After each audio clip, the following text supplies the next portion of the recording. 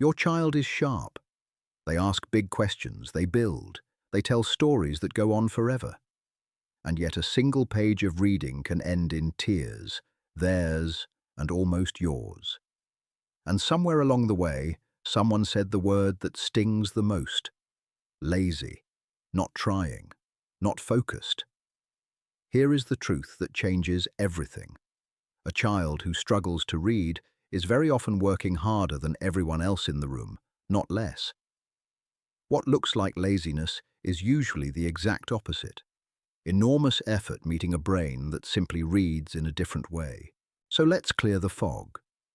In the next few minutes, we'll look at what dyslexia actually is, why it can look like a lack of effort when it's anything but, the surprising strengths that so often come with it, and the practical things you can do starting today. One honest note first. This isn't medical advice, and it isn't a diagnosis. If any of this sounds familiar, the people who can truly assess your child are their teacher, a specialist, or an educational psychologist. Think of this as a warm, clear map, not a verdict. Let's start with the heart of it. Dyslexia is a difference in the way the brain processes written language. It mainly affects reading, spelling, and sometimes writing. And it has nothing to do with how clever a child is. Read that again, because it's the part everyone gets wrong. Dyslexia is not a sign of low intelligence. It is not a problem with the eyes. It is not laziness, and it is not the result of poor teaching or lazy parenting. Many dyslexic children have average or well above average intelligence. Their brains are simply wired to connect letters and sounds along a different route. So the same task that feels automatic for one child takes real, conscious effort for another. So why does it so often get mistaken for laziness? Because the effort is invisible. Picture reading a paragraph where the letters won't hold still, and every word has to be decoded one piece at a time. It's slow, it's tiring, and it drains the energy your child needs for everything else on the page. After 10 minutes of that, of course they want to stop. Of course they get frustrated. That isn't a child who doesn't care. That's a child who has been sprinting while everyone else is walking, and nobody noticed the hill. And here's the quiet danger. When a child hears lazy often enough, they start to believe it. The struggle becomes shame, and shame makes them avoid the very reading they need to practice. Change the story, and you change everything. Now for the part that too many people miss entirely. Dyslexia very often travels with real strengths.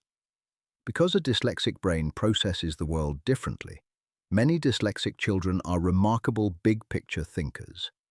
They spot patterns and connections others miss. They tend to be creative, strong at problem-solving, and gifted storytellers and builders. Ask any room of engineers, artists, entrepreneurs, and designers, and you'll find dyslexic minds among them again and again. None of this erases the difficulty of reading. That's real, and it deserves support. But your child is not a list of things that are hard. They are a whole person with a way of thinking the world genuinely needs. So what actually helps? A few things, and none of them require you to become a reading expert overnight. First, the reading itself responds best to structured, step-by-step phonics. A clear, multi-sensory approach that teaches the links between letters and sounds explicitly. A specialist or a well-supported school can guide this. Second, lean on tools without guilt. Audiobooks, text-to-speech, and reading together out loud all keep a love of stories alive while the decoding catches up. And third, the one only you can give, praise the effort, not just the result. Notice how hard they tried. Name one thing they did well, and keep separating their reading from their worth. And yes, if the struggle is persistent, ask the school for an assessment. Early, kind support makes a real difference, and it is never, at any age, too late to start. So what's the one small thing to do tonight? Just one. Find a quiet moment and tell your child something true that has nothing to do with reading. You are one of the most creative people I know.